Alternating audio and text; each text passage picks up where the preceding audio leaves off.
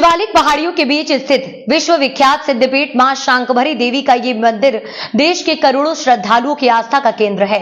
इस मंदिर को लेकर मान्यता है कि यहाँ सच्चे मन से जो भी भक्त शीश नवाकर मन्नतें करता है, मां शांकभरी देवी उसकी मन्नतें पूरी करती हैं। मां शांकभरी के बारे में विस्तार से मार्कंडेय पुराण, पद्म पुराण, दुर्गा सप्तशती, कनकधारा स्तोत्र आदि में उल्लेख मिलता है।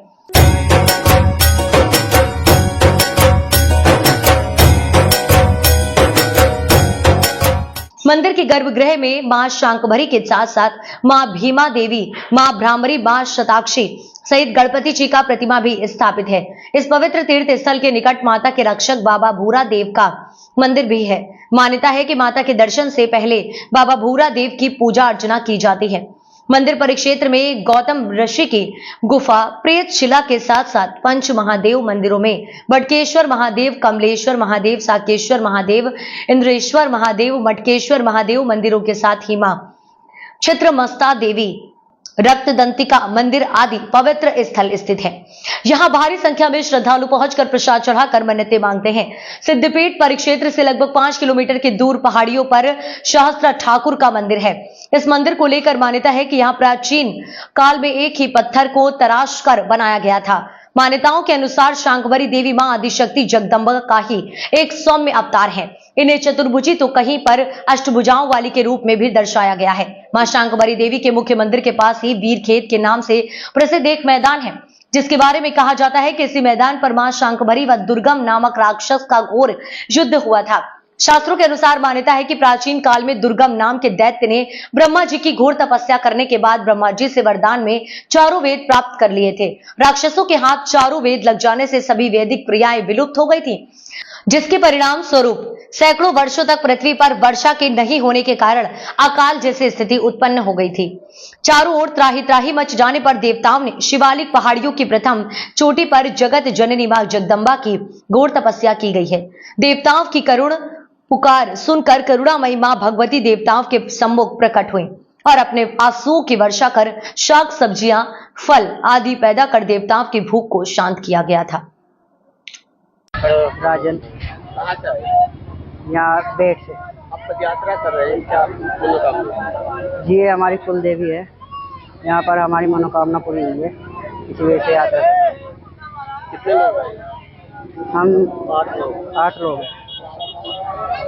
मोहन कुमार है जी। कहाँ से आए? कच्ची गढ़ी से जी। आप पद यात्रा कर रहे हैं, किस तरह से आपने मनोकामना? जो हमारे पहले इच्छा थी पूरी कर दी माता रानी ने, अब आगे जो मांगता है हमारी इच्छा पूरी कर देती है।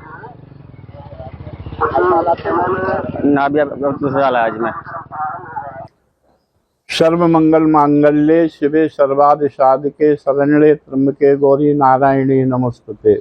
आज अश्विनी नवरात्र का आज प्रथम दिवस है।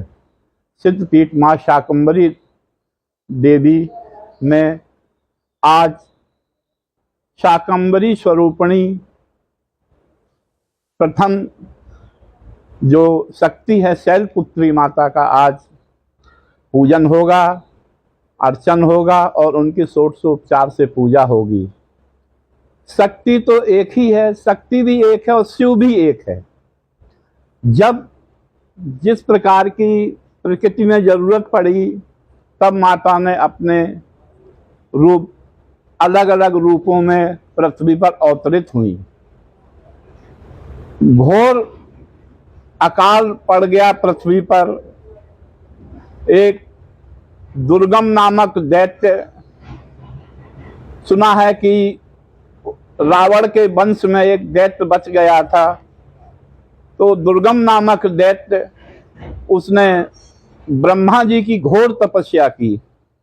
इतनी तपस्या की कि उसके शरीर पर मिट्टी पेड़ जम गए। ब्रह्मा जी उस राक्षस की तपस्या से प्रसन्न हो गए। जो मनुष्य राक्षस प्रवृत्ति का होता है, उसके हृदय में कुछ अलग और बाहर कुछ अलग। तो उस दुर्गम नामक दैत्य ने ब्रह्मा जी को प्रसन्न करके ब्रह्मा जी से चारों वेद मांग लिए। ब्रह्मा जी उसकी ने कहा कि इन वेदों को देने से पृथ्वी पर सारी जो भी धार्मिक क्रियाएं हैं जो सब बंद हो जाएंगी। लेकिन ब्रह्मा जी वचनबद्ध हो गए थे। ब्रह्मा जी ने वो चारों वेद उस दुर्गम नामक दैत्य को दे दिए। दुर्गम नामक दैत्य उन चारों वेदों को लेके रसातल में चला गया। जैसे ही वो वेद ले गया तो हमारी सारी धार्मिक क्रियाएं, यज्ञ आदि, हवन आदि, पूजन आदि सारे सब बंद हो गए और पृथ्वी पर दुर्भिक्ष फैल गया। पृथ्वी जल विहीन हो गई और पृथ्वी पर पेड़ पौधे, अन्न, जल सब एकदम खत्म हो गया। पशु पक्षी और प्राणी सब मरने लगे। ऋषि मुनि हमारे बड़े द्रवित हुए, दुखी हुए ऐसी दशा देख के। तो उनने माँ भगवती साताक्षी की आराधना की। माँ साताक्षी प्रकट हुई। तब ऋषि ने अपने ये करुणा का और दुख का जो उनको कारण बताया, तो माँ ने 100 नेत्र उत्पन्न किए और 100 नेत्रों से दुखित होके जो माँ के जो आंसू गिरे वो पृथ्वी पर जल ही जल हो गया। तो जल से कितने दिन जीवन यापन हो सकता है। फिर ऋषि मुनियों ने माता साताक्षी की आराधना की। माता साताक्षी ने अपना शाकंभरी रूप धारण करके और पृथ्वी पर साग सब्जी, फल आदि, अन्न वगैरह सब उत्पन्न किया, जिससे प्राणियों के, पशु पक्षियों के, जानवरों के जीवन की रक्षा हुई। और फिर माँ ने अपने 2 शक्तियाँ उत्पन्न की, भीमा भ्रामरी। फिर उस दुर्गम नामक दैत्य का वध किया और पुनः उससे चारों वेद लेके और ब्रह्मा जी को समर्पित किए। तभी से हमारी ये सृष्टि सुचारू रूप से चल रही है। कहते हैं कि माता कलिकी अर्थाष्टी देवी भी हैं, यही जगदम्बा का स्वरूप हैं, यही काली का स्वरूप हैं, यही 9 दुर्गा का स्वरूप हैं। तो 9 दुर्गाओं में नवरात्रों में माँ के 9 स्वरूपों की पूजा होगी। और यहाँ पर 9 दिन क्या 15 दिन यहाँ मेला लगता है। हरियाणा, पंजाब, उत्तर प्रदेश, अब तो पूरे भारत से यहाँ श्रद्धालु आते हैं और सच्चे मन से जो श्रद्धालु आता है उसकी मनोकामना पूर्ण होती है। और यहाँ आज से मेला शुरू ही हो गया है। महाराज जी, तो माता का जो प्रसाद है, जो भोग लगता है, वो कौन सा है जिसमें जो है माता का एक यहाँ पर पहाड़ों में सराल करके एक फल होता है जो शकरकंदी जैसा होता है।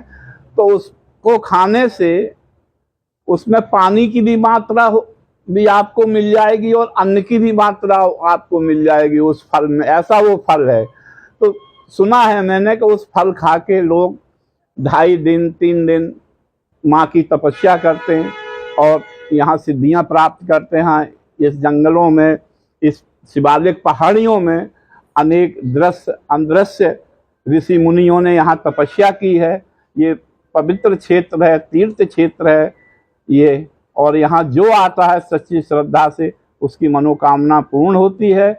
और मैं आज नवरात्रि के प्रथम पावन दिवस पर मैं सभी देशवासियों को, प्रदेशवासियों को, सभी को मैं इस नवरात्रि के पावन पर्व पर शुभकामना देता हूँ। आप स्वस्थ रहें, प्रसन्न रहें।